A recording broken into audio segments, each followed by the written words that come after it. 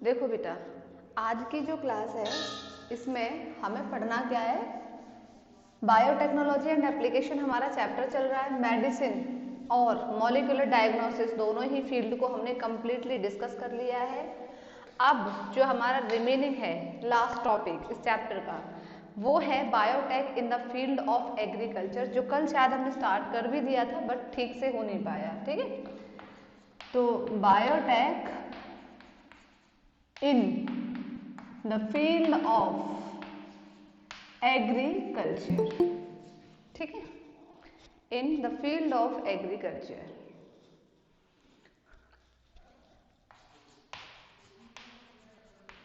ये है हमारा टॉपिक जो आज हमें पढ़ना है।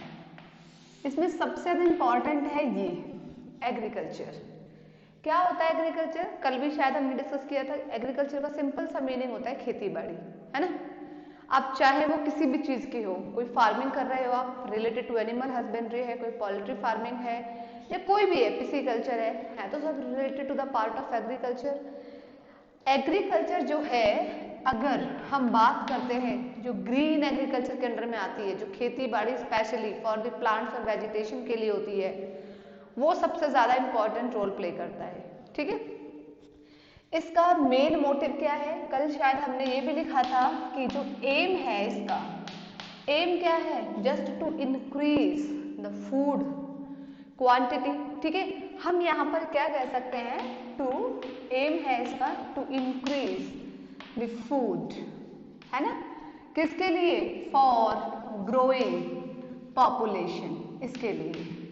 ठीक है, ग्रोइंग पॉपुलेशन के लिए हमें जो फूड बढ़ाना है वही इसका एकमात्र एम होता है, ऑब्जेक्ट होता है।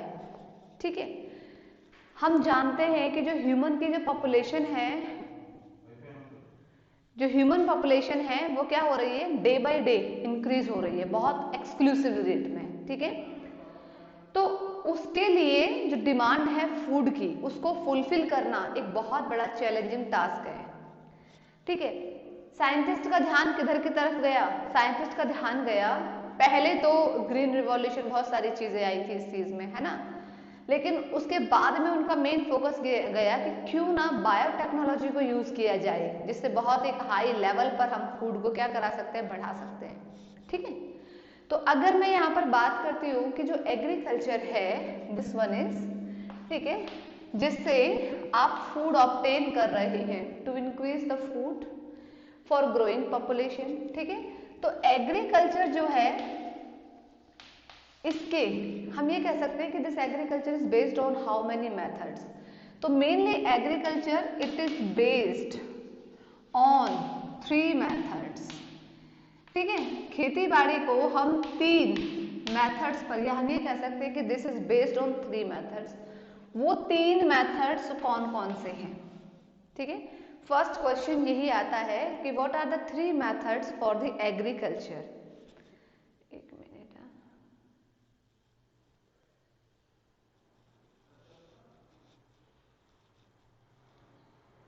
ठीक है, तो ये हैं वो 3 methods. First one is agro chemicals. First is agriculture is based on agrochemicals method. Second one is it is based on organic farming, ठीक है, या ऑर्गेनिक एग्रीकल्चर कह सकते हैं, एग्रोकेमिकल फार्मिंग या एग्रोकेमिकल एग्रीकल्चर, ऑर्गेनिक फार्मिंग, और जो third सबसे ज्यादा जो इम्पोर्टेंट है वो है जेनेटिकली इंजीनियर्ड क्रॉप्स। ठीक है, जो बायोटेक्नोलॉजी का यहाँ पर इंपॉर्टेंट रोल प्ले है। जेनेटिकली इंजीनियर्ड क्रॉप्स, ये हैं वो 3 मेथड्स जिन पर हमारी एग्रीकल्चर है जो बेस्ड है।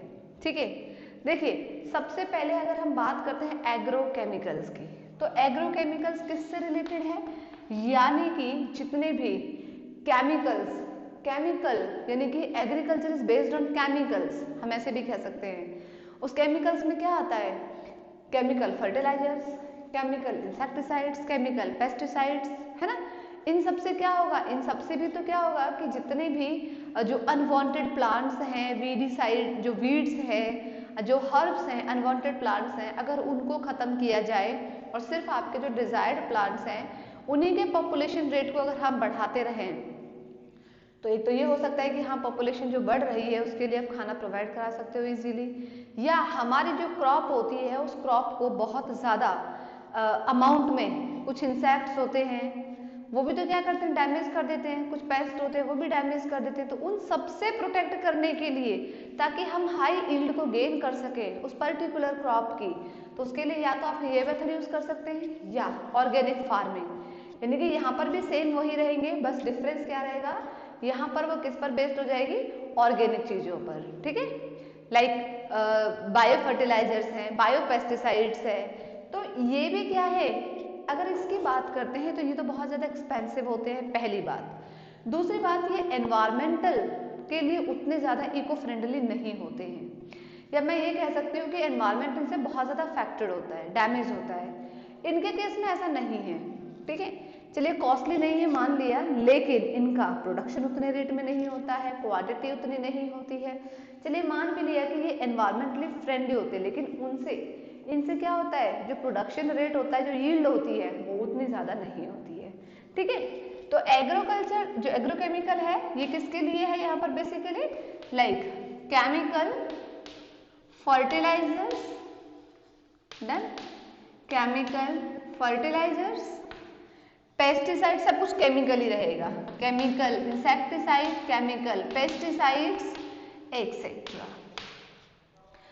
इन एग्रोकेमिकल्स में। अगर हमें ऑर्गेनिक फार्मिंग की अगर हम बात करते हैं, ठीक है, तो यहाँ पे बेसिकली कौन आ जाएंगे, यहाँ पर आपके बायो वर्मी कंपोस्ट वगैरह या बायो फर्टिलाइजर्स है ना, ये सब आ जाएंगे, बायो फर्टिलाइजर्स एक्सेट्रा। अगर हम जेनेटिकली इंजीनियर्ड की बात करते हैं तो बेटा ये कंप्लीटली किस पर बेस्ड होता है, ये जो बेस्ड है आपके बायोटेक्नोलॉजी पर बेस्ड है, या मैं ये कह सकती हूँ कि यहाँ पर आपकी जेनेटिकली इंजीनियर आ जाती है। एक ऐसा प्लांट आप बना रहे हैं जिसमें आप इन सब का यूज ही ना करें या बहुत कम अमाउंट में यूज करें, या उस पर उस एनवायरमेंटल स्ट्रेस का ही इफेक्ट ना पड़े कोई भी, है ना, या फिर आप ये कह सकते हैं कि जो आपका एक डिजायर्ड प्लांट्स है उसको अगर आप किसी दूसरे ऐसे प्लांट्स के साथ में कंबाइन करा दें या उसके जीन को उसमें इंट्रोड्यूस करा दें जो कि एक कम यील्डिंग प्लांट है। ये सब हमने प्लांट ब्रीडिंग में बहुत अच्छे से पढ़ा था, प्लांट ब्रीडिंग का काफी कुछ यहाँ पे रिलेटेड है, एक दूसरे के साथ में कनेक्टेड है ये, लेकिन प्लांट ब्रीडिंग उतना ज्यादा सक्सेसफुल नहीं हो पाया था, ठीक है।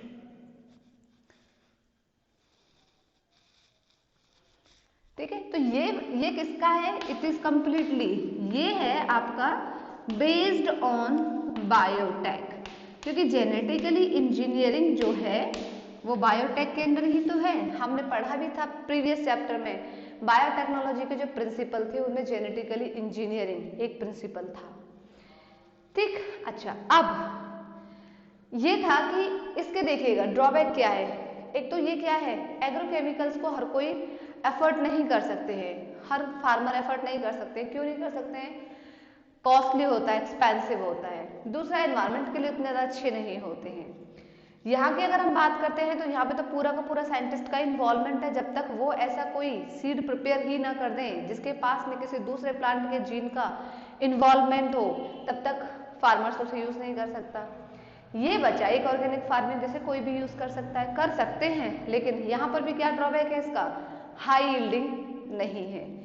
ये मेथड्स जो थे बेशक से इन पर एग्रीकल्चर डिपेंड तो है, बेस्ड तो है, but these methods are not, ये क्या नहीं कर पा रहे थे, these methods were not able to fulfil the demand of food for the growing population of human individuals, जो सबसे ज्यादा बढ़ रही है ना, तो उसके लिए फूड प्रॉपर सफिशिएंट में नहीं कर पा रहे थे।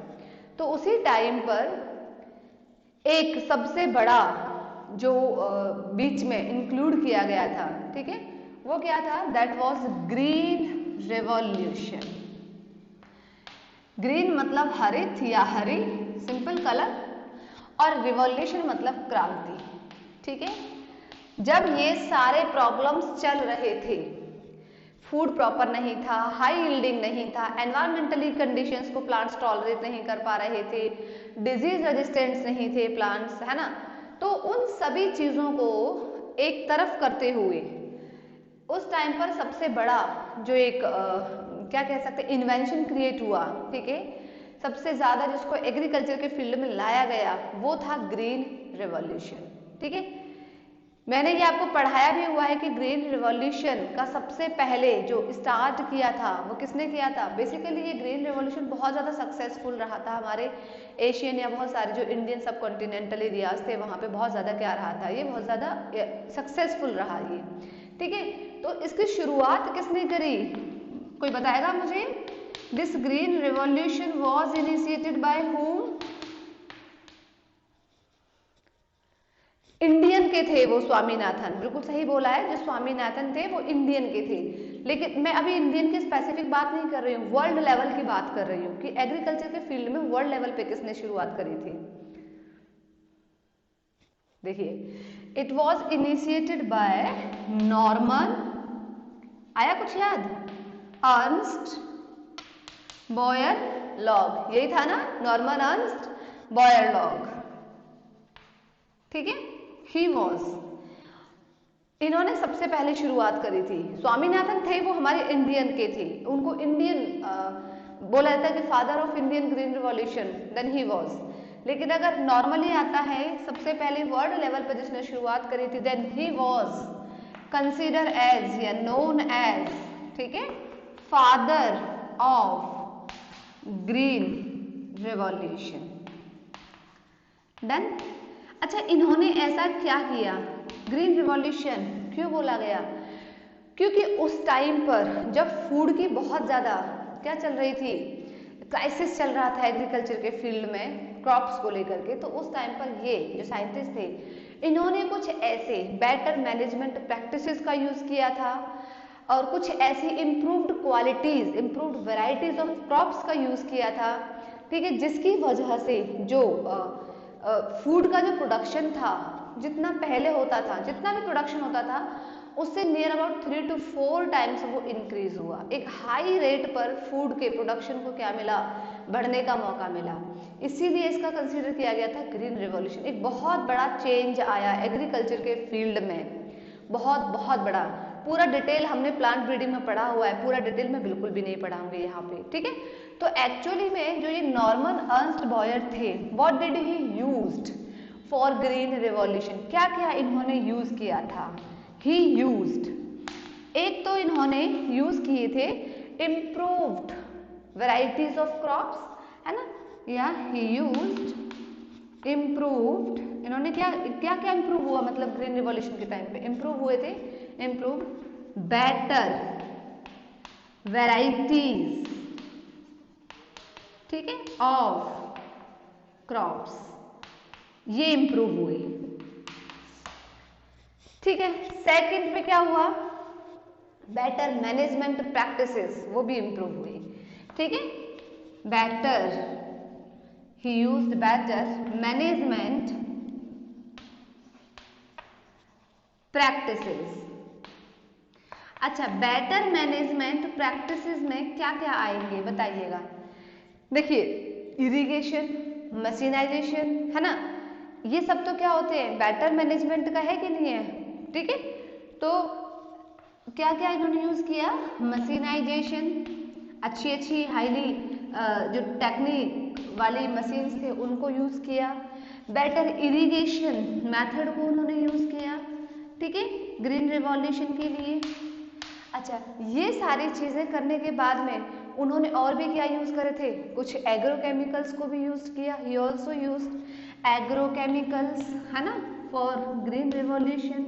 उन्होंने किसको भी यूज किया, ही ऑल्सो यूज्ड एग्रोकेमिकल्स। और जब ऐसा किया गया, सब कुछ किया, ठीक है, तो इसी केस में क्या हुआ कि जो क्रॉप का प्रोडक्शन था it was increased 3 to 4 times better than previous conditions, ठीक है। यानी कि इन सब को मिलाकर के यहाँ पे जो इस पॉइंट को मैं कहाँ नोट कर दूँ, इधर लिख देती हूँ, ठीक है, कि ग्रीन रिवॉल्यूशन के बाद जो एग्रीकल्चर का एरिया था उसमें जो क्रॉप्स का प्रोडक्शन रेट था, जो यील्डिंग रेट था, it was so high, it was so increased. ठीक है, सो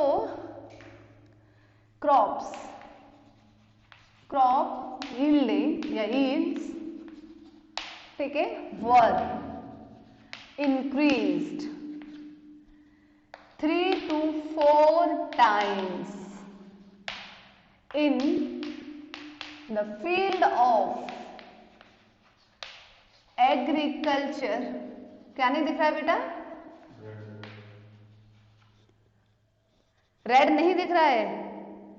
अच्छा, crop yield were increased 3 to 4 times। देखिए, क्रॉप यील्ड इंक्रीज हुए 3 to 4 टाइम्स एग्रीकल्चर के फील्ड में after green revolution, after green revolution. अब ठीक है, ग्रीन रेवोल्यूशन को अप्लाई करने के बाद किसने यूज किया था?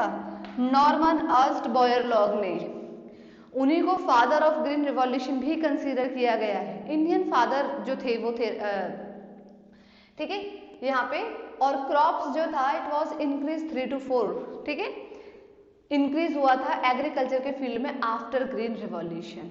लेकिन इसके भी कुछ लिमिटेशंस थे। मैं इंडियन की नहीं बात कर रही हूँ, ओवरऑल वर्ल्ड की बात कर रही हूँ। स्वामीनाथन के बारे में पूरी जो हिस्ट्री थी, जो उन्होंने उनके जो भी उनके कॉन्ट्रीब्यूशंस थे, वो सब हमने प्लांट ब्रीडिंग में डिस्कस किया हुआ है। यहाँ तक में मुझे बताइएगा किसी को कोई डाउट है क्या? यहाँ तक में किसी को कोई प्रॉब्लम है?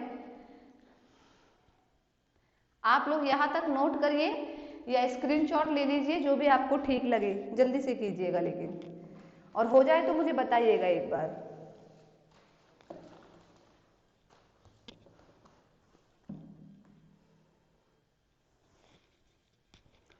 बेटा इट इज डन?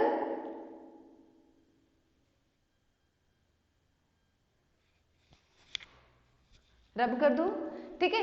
अच्छा, अब बात आती है कि इसके लिमिटेशंस थे। वो लिमिटेशंस क्या थे? कुछ कमियां थी।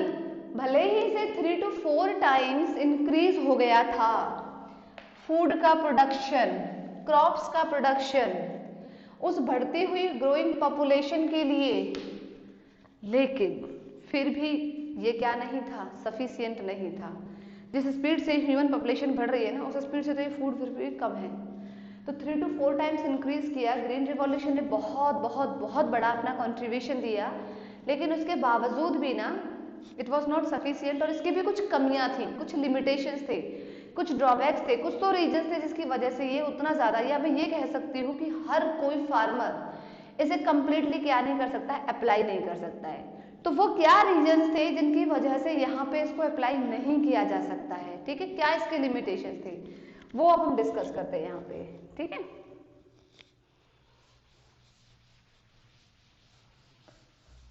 So now limitations of green revolution.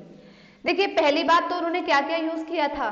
उन्होंने बेटर मशीनाइजेशन का यूज किया था, उन्होंने बेटर एग्रोकेमिकल्स का यूज किया था, ठीक है, और क्या यूज किया था उन्होंने?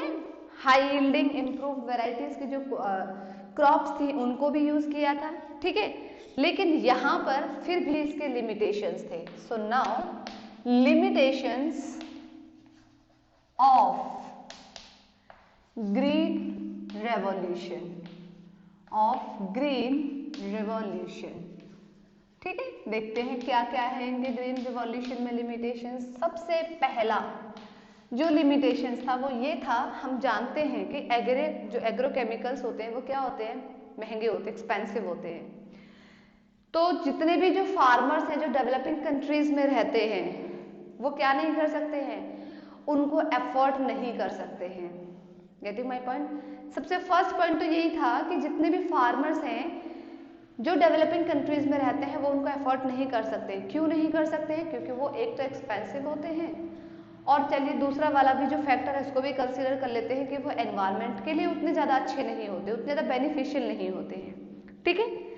अगर थर्ड जो प्रॉपर्टी की बात करते हैं कि जितने भी हाई यील्डिंग क्रॉप्स की जो वेराइटीज होती हैं वो वहाँ पे डेवलपिंग कंट्रीज में उतना हाई रेट में क्या नहीं करी जा सकती हैं, या मैं ये कह सकती हूँ कि कन्वेंशनल मेथड ज़्यादातर यूज होते हैं डेवलपिंग कंट्रीज में, तो वो क्या नहीं कर सकते हैं, उन कन्वेंशनल मेथड्स के, पुराने मेथड्स के थ्रू हाई यील्डिंग क्रॉप्स की जो वेराइटीज हैं उनको नहीं बना सकते हैं। क्लियर है? तो आइए नोट करते हैं। फर्स्ट जो लिमिटेशन है वो क्या है, द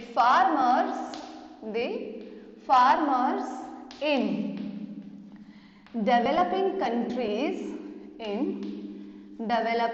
कंट्रीज क्या नहीं कर सकते हैं, कैन नॉट अफोर्ड, क्या अफोर्ड नहीं कर सकते हैं वो, उन एग्रोकेमिकल्स को, can not afford because it was based on this, agrochemicals को अफोर्ड नहीं कर सकते, एंड जो बेटर मशीनाइजेशन है उसको भी नहीं अफोर्ड कर सकते हैं।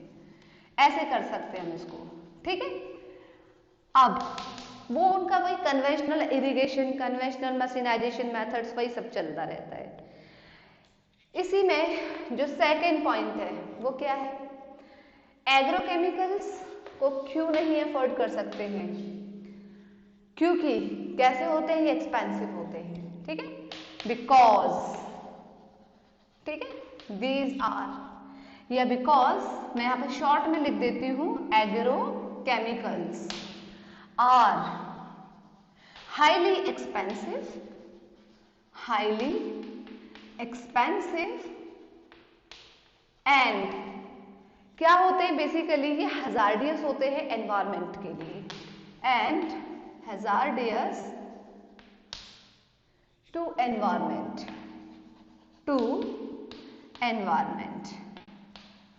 ठीक है। ये था सेकंड लिमिटेशन। दूसरा, थर्ड पॉइंट की अगर मैं बात करती हूँ तो वो क्या है कि हमने यहाँ पे उसमें देखा क्या था, ग्रीन रिवॉल्यूशन में जो मेथड्स उन्होंने यूज करे थे, इम्प्रूव्ड बेटर वेराइटीज, है ना, हाई यील्डिंग जो बेटर वेराइटीज थे उनको इम्प्रूव किया गया, और फिर उनको इम्प्रूव करने के बाद में बेटर मशीनाइजेशन का यूज किया गया, एग्रोकेमिकल्स का यूज किया गया, और फिर जो फूड की क्वांटिटी थी उसको 3 to 4 टाइम्स इंक्रीज किया गया। यही था ना। तो बस यहाँ पे क्या है, डेवलपिंग कंट्रीज में ज्यादातर कन्वेंशनल मेथड्स का यूज किया जाता है, but conventional methods are not good. आप ये भी कह सकते हैं कि वो अच्छे मेथड्स नहीं है, किसके लिए, या they are not good enough to produce a high yielding varieties crops, है ना। तो बस यही है यहाँ पर थर्ड, हाई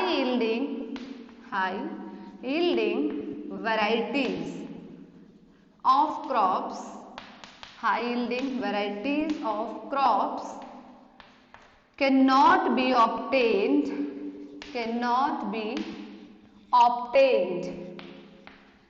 ठीक है, by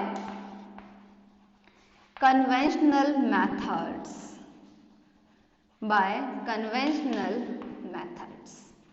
तो ये थे लिमिटेशंस ऑफ ग्रीन रिवॉल्यूशन, जिसकी वजह से हर जगह पर ग्रीन रिवॉल्यूशन का उतना ज़्यादा तो यूज़ नहीं हो पाया, या बेशक से 3 to 4 टाइम इंक्रीज भी किया गया था, यील्ड बढ़ गई थी, लेकिन न्यूट्रिशनल क्वालिटीज़ नहीं बढ़ पाई थी, है ना। तो सिर्फ यील्ड ही बढ़ना बहुत ज़रूरी थोड़ा ना होता है, उसमें न्यूट्रिशनल वैल्यूज़ भी तो आने चाहिए, ताकि प्रॉपर अमाउंट में हर किसी के पास में न्यूट्रिशनल क्वालिटीज वाला फूड सप्लाई हो सके। तो अब जब ये सब कुछ हो गया, ठीक है, तो अब जो साइंटिस्ट थे उन्होंने सोचा कि अगर ये भी सक्सेसफुल नहीं है तो क्यों ना कुछ ऐसा यूज किया जाए जो एकदम डिफरेंट हो, है ना, और बेस्ट हो। तब उनका ध्यान गया कि क्यों ना हम बायोटेक्नोलॉजी को इंक्लूड कर लें एग्रीकल्चर के फील्ड में। वही तो हम पढ़ रहे हैं, biotech in the field of agriculture, है ना। तो उन्होंने सोचा कि क्यों ना ये, अगर ये भी सक्सेसफुल उतना नहीं हो पा रहा है, जिस हिसाब से पॉपुलेशन रेट बढ़ रहा है, अगर यील्डिंग बढ़ रहा है तो न्यूट्रिशनल क्वांटिटीज नहीं बढ़ पा रही है, तो क्यों ना हम कुछ ऐसा करें कि जो लोग एग्रोकेमिकल्स अफोर्ड नहीं कर सकते हैं, या जहाँ पर कन्वेंशनल मेथड्स अभी तक भी यूज हो रहे हैं, उन सब के लिए एक ऐसा सॉल्यूशन निकाला साइंटिस्ट ने कि अब उन्होंने जो क्रॉप्स थे, जो प्लांट्स थे, उनके जेनेटिक लेवल पे जाकर के उनको चेंज करना शुरू किया, ठीक है। तब उन्होंने क्या किया, तो सॉल्यूशन क्या निकाला, सॉल्यूशन निकाला इस सब का कि उन्होंने बायोटेक को इंक्लूड कर दिया एग्रीकल्चर में, ठीक है। Now biotech included in agriculture. चलिए कैसे इसको इंक्लूड किया गया एग्रीकल्चर के फील्ड में।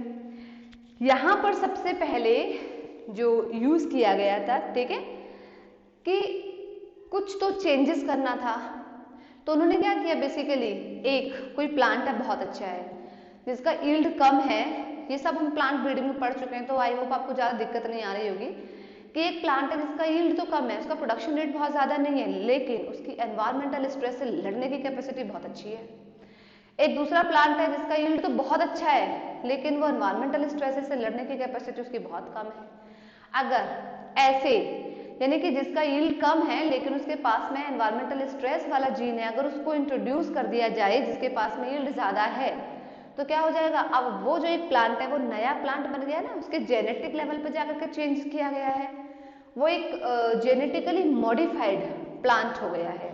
तो वही उन्होंने यहाँ पे यूज किया in the field of agriculture में जनरली, क्या कि जेनेटिकली ऑर्गेनिजम्स, ठीक है, यानी कि यहाँ पर उन्होंने यूज किया एग्रीकल्चर के फील्ड में ट्रांसजेनिक ऑर्गेनिजम्स को, ठीक है, ट्रांसजेनिक ऑर्गेनिजम्स कह दीजिए आप इसे, या उन्होंने यूज किया जेनेटिकली मॉडिफाइड टेक्निक्स का उन ऑर्गेनिजम्स को, उन्होंने ऐसे डिफरेंट या जेनेटिकली मॉडिफाइड ऑर्गेनिजम्स का प्रोडक्शन किया जो उस सब के लिए बेटर सुटेबल थे, ठीक है। डिजायर्ड जीन कैसे हम ऑब्टेन करते हैं, कैसे सिलेक्ट करते हैं, ये सब हमने प्रीवियस क्लास में भी पढ़ा हुआ है। तो या तो आप इन्हें ट्रांसजेनिक ऑर्गेनिज्म कह दीजिए या जेनेटिकली मॉडिफाइड ऑर्गेनिजम्स भी कह सकते हो, जेनेटिकली मॉडिफाइड ऑर्गेनिजम्स भी कह सकते हो, GMO और छोटा सा एस लगा दीजिए। तो इस तरह से इसका सॉल्यूशन निकाला गया। यहां तक किसी को कोई problem, you please note down, जल्दी से यहां तक नोट करिएगा।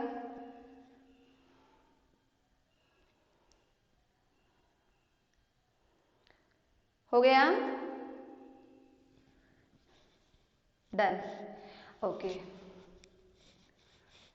अब हमें पढ़ना है कि जो सॉल्यूशन है बस इसी को हमें डिटेल में पढ़ना है। ये तो एक छोटा सा इंट्रोडक्शन फेज था, कैसे बायोटेक को लाया गया एग्रीकल्चर के फील्ड में और किस तरह से उसका यूज किया गया, ठीक है। अब उसका यूज किस तरह से किया गया वो अब हमें पढ़ना है यहाँ पे, ठीक है। तो हमने क्या लिखा था, बायोटेक में बेसिकली क्या किया, एग्रीकल्चर में आकर के उन्होंने सबसे पहले यूज किया ट्रांसजेनिक ऑर्गेनिजम्स का, ठीक है, या हम इसे और भी क्या कह सकते हैं, जेनेटिकली मॉडिफाइड ऑर्गेनिजम्स, ये भी तो कह सकते हैं। Now the first question, what they are, होते क्या हैं ये, क्या होते हैं transgenic organisms, any idea?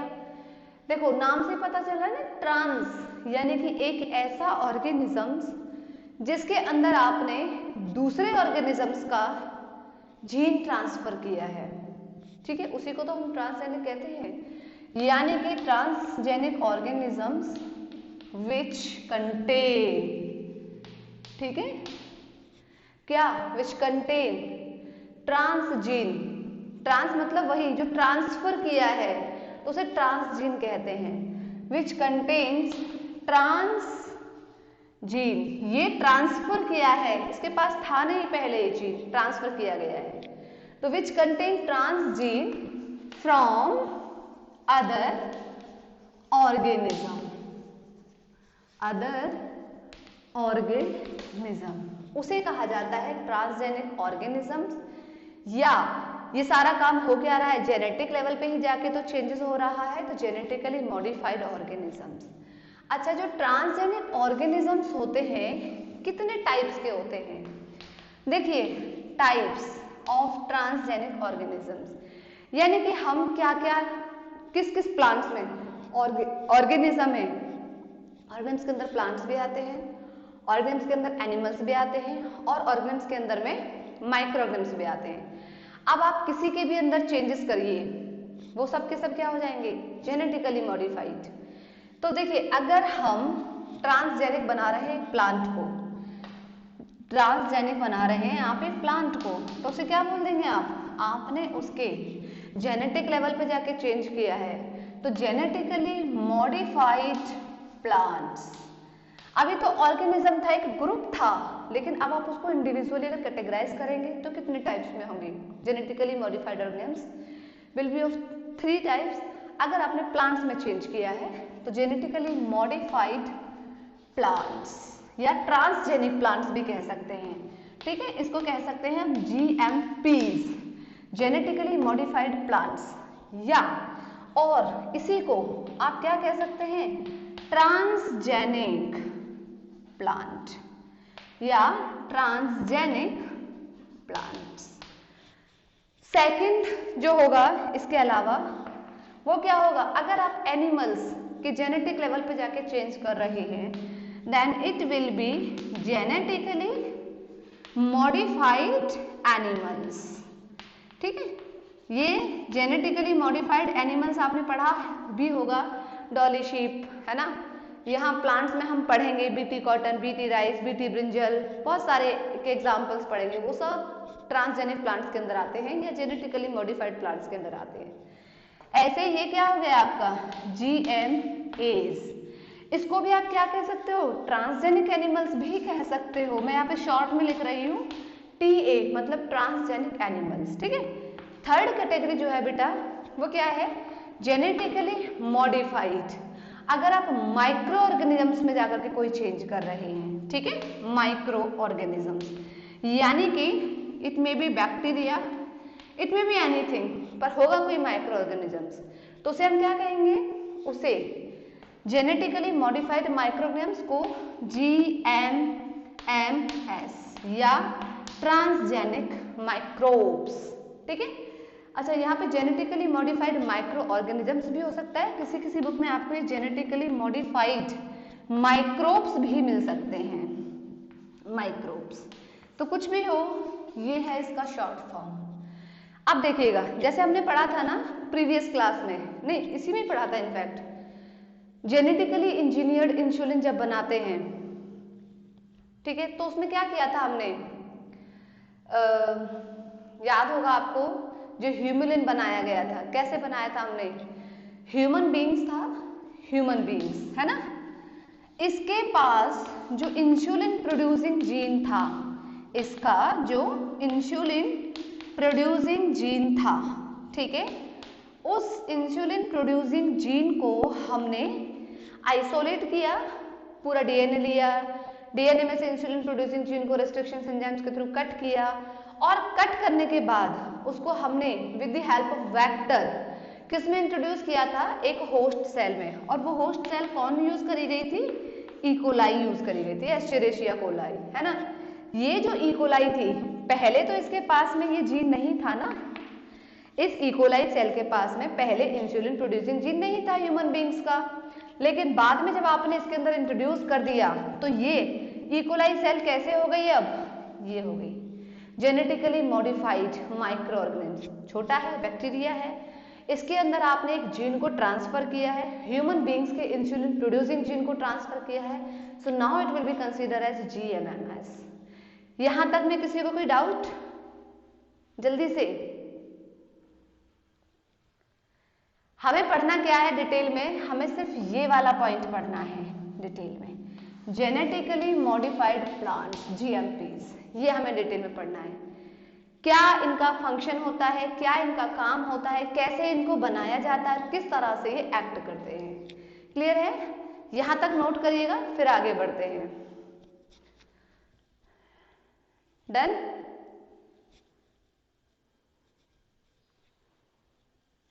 Done, चलिए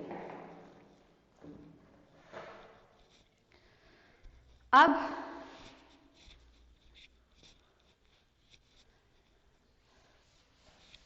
हमें पढ़ना है इसमें जेनेटिकली मॉडिफाइड प्लांट्स के बारे में, ठीक है। देखो, सबसे पहला क्यों बनाया गया, प्लांट्स को क्यों किया गया चेंजेस, उनके जेनेटिक लेवल पे जाके नेचर के साथ इतनी छेड़छाड़ी क्यों करी गई, है ना, क्योंकि भाई कोई प्रॉब्लम है, प्रॉब्लम ये है पॉपुलेशन बढ़ रही है, सॉल्यूशन क्या है कि उसको फूड प्रोवाइड कराना है, सॉल्यूशन एक बायोटेक ही था। और उसमें भी आपको सिर्फ फूड प्रोवाइड कराना ऐसा नहीं है, हम जानते हैं ना हमारे इंडिया में क्या होता है, ज़्यादातर 70% पीपल थिंक्स अबाउट कि पेट भरना चाहिए, बस बॉडी को प्रॉपर न्यूट्रिएंट्स मिल रहे हैं डजंट मीन खाना पेट भरना चाहिए। उसी की वजह से जितनी भी डेवलपिंग कंट्रीज होती है उनमें क्या होता है, माल न्यूट्रिशन जैसी डेफिशिएंसीज होती है। उन सबसे अगर बचना है तो सिर्फ प्रोडक्शन रेट ही नहीं बढ़ाना है, साथ साथ में न्यूट्रिटिव क्वालिटीज को भी इंक्रीज करना है। बायोफोर्टिफिकेशन अगर याद आया हो तो प्लांट ब्रीडिंग में हमने पढ़ा था उसको, है ना, that is only the methods by which we can add high amount of nutritional values in any crop, है ना, तो वो बायोफोर्टिफिकेशन, तो उस सबका ही तो यहाँ पे हम एक कॉम्बिनेशन पढ़ रहे हैं।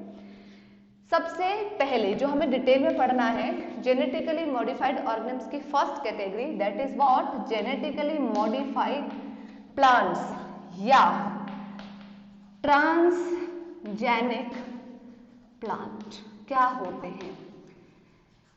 वेरी सिंपल, किसी प्लांट्स के अंदर उसके जेनेटिक लेवल पे जाके अगर हम कोई चेंज कर रहे हैं, भाई हमने एक डेफिनेशन लिखी थी ना अभी थोड़ी देर पहले, ट्रांसजेनिक ऑर्गेनिम्स क्या होते हैं, which contains the transgene from any other organism, same यहाँ पर भी वही हो जाएगी। यानी कि ये ट्रांसजेनिक प्लांट्स क्या होते हैं, प्लांट्स विच कंटेन ट्रांसजीन, है ना, फ्रॉम एनी अदर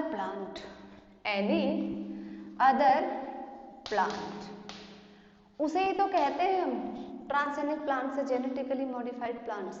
हम पढ़ेंगे इसमें बहुत सारे, BT cotton, BT rice, BT brinjal, बहुत सारे प्लांट्स पढ़ेंगे। गोल्डन राइस याद है ना, एक ऐसा ही ट्रांसजेनिक राइस जिसे गोल्डन राइस कहते हैं, सुनहरा चावल। नॉर्मली हम जानते हैं कि राइस में स्टार्च का कंटेंट होता है, लेकिन वो गोल्डन राइस ऐसा है कि उसमें वो कंटेंट तो है ही जो राइस का होगा, उसमें एक और न्यूट्रिशनल वैल्यू को ऐड किया गया था, विटामिन ए। तो गोल्डन राइस क्या होता है, विटामिन ए का बहुत अच्छा कंटेंट होता है उसके पास में, ठीक है, that is highly rich in vitamin के।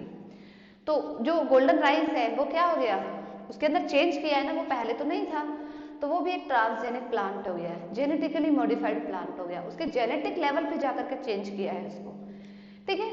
तो चलिए अब आते हैं कि ये जो ट्रांसजेनिक प्लांट्स हैं इनसे क्या क्या फायदे मिलते हैं, ठीक है। So now benefits of transgenic, ये दिख रहा है क्या बेटा आपको ये वाला कलर, हाँ या ना,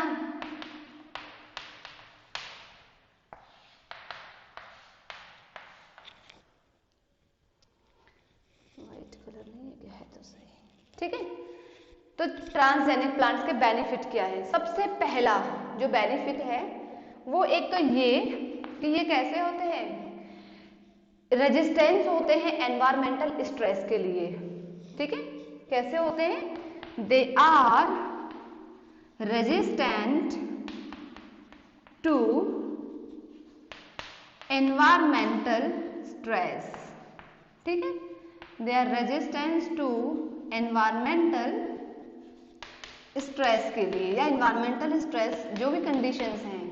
अच्छा, ये एनवायरमेंटल स्ट्रेस कौन कौन से हैं, फॉर एग्जाम्पल बहुत ज्यादा हीट है, कोल्ड है, सूखा पड़ रही है, ड्रॉट, ठीक है, या आप और क्या कह सकते हैं, सैलिनिटी है, सॉइल में बहुत ज्यादा सॉल्ट का प्रेजेंस हो गया है अगर तो, ठीक है, एक्सेट्रा। अगर ऐसे कोई भी एनवायरमेंटल स्ट्रेसेस हैं उस पर्टिकुलर प्लांट्स के लिए, तो उसको कितना ज्यादा रेजिस्टेंस हम बना सकते हैं, ठीक है। तो transgenic plants are more resistance to environmental stresses, first point, ठीक है। अच्छा, सेकेंड पॉइंट क्या होगा, सेकेंड पॉइंट की अगर हम बात करते हैं तो यहाँ पे जनरली इन ऐसे प्लांट्स में एग्रोकेमिकल्स जिनको डेवलपिंग कंट्रीज वाले फार्मर्स अफोर्ड नहीं कर पा रहे थे because they were so expensive and also hazardous to environmental conditions, ठीक है, एनवायरमेंट्स के लिए सॉरी। तो यहाँ पे क्या था कि अगर ऐसी कंडीशंस है तो उनके रेट को आप कम कर सकते हैं। ट्रांसजेनिक प्लांट्स में हम उन एग्रोकेमिकल्स का रिड्यूस करते हैं, यूज कम करते हैं, ठीक है। सो एक और भी बेनिफिट है रिड्यूस, ठीक है, द रेट ऑफ एग्रोकेमिकल्स। तो ये भी प्रॉब्लम का सॉल्यूशन हो गया, ठीक है, reduce the rate of agrochemicals. अब एक और यहाँ पर क्या कर सकते हैं हम, रेट जो reduce the use of, not rate, आप यहाँ पे यूज लिखिएगा, ठीक है, रिड्यूस द यूज ऑफ। एक और है, देखो समझिएगा, एक और भी इसका बेनिफिट होता है कि कुछ ऐसे, जैसे आप फॉर एग्जांपल समझिएगा, हम मार्केट में जाते हैं, सबसे ज़्यादा जो हमारा स्पाइसी होता है, स्पाइसी जो वेजिटेबल है, पोटैटो, नहीं सॉरी टोमेटो, हाँ पोटैटो भी या टोमेटो कह सकती हूँ मैं। एक मिनट बच्चों,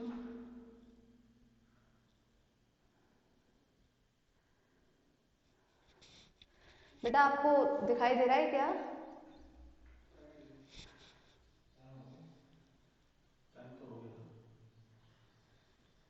हाँ बेटा दिखाई दे रहा है क्या?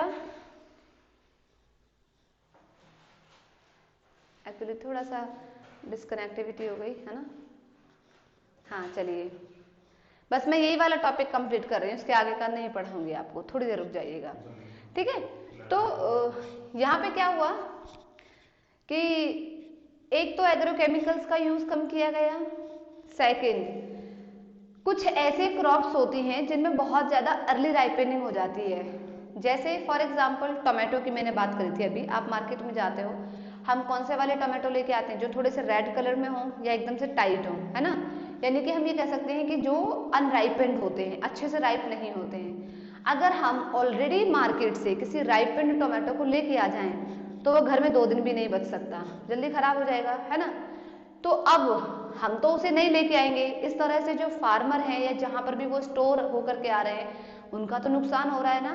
तो इस अर्ली राइपेनिंग जो प्रॉपर्टी है, इसको भी क्या किया जाता है, ये जो ट्रांसजेनिक प्लांट्स होते हैं इनमें ये अर्ली राइपेनिंग प्रॉपर्टी को बचाया जाता है, रिड्यूस किया जाता है। लेट राइपेनिंग प्रॉपर्टी कॉज करी जाती है, ताकि जब तक ट्रांसपोर्टेशन हो उनका डिफरेंट डिफरेंट एरियाज में, डिफरेंट डिफरेंट प्लेसेस में, और जब तक वो कस्टमर्स के पास पहुंचे, लोगों के पास पहुंचे, तब तक उसमें क्या नहीं होना चाहिए, इकोनॉमिकली लॉस नहीं होना चाहिए उस पर्टिकुलर फार्मर को, ठीक है। तो यहाँ इसका सबसे बड़ा एक ये भी था कि न्यूट्रिशनल जो वैल्यूज हैं उनको भी बढ़ाया, और साथ साथ में जो कटाई के बाद में जो नुकसान हो रहा है उस चीज को भी बचाया गया, ठीक है।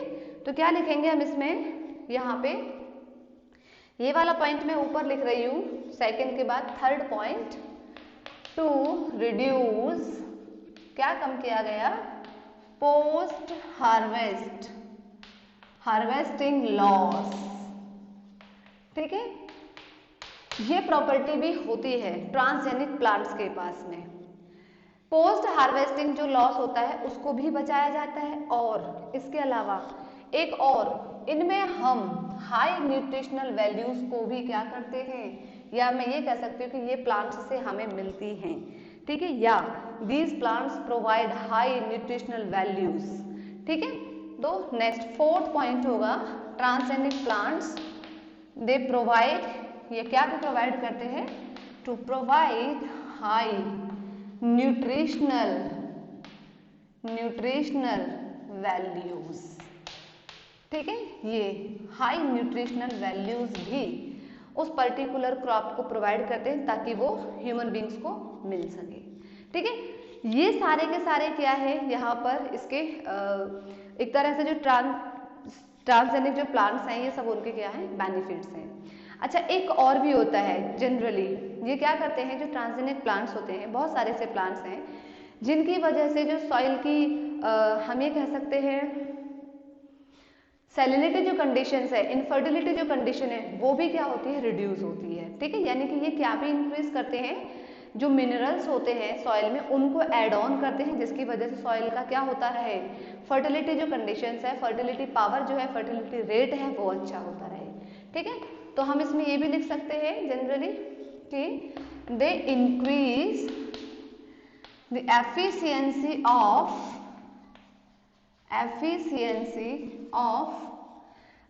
मिनरल्स, ठीक है, so that fertility rate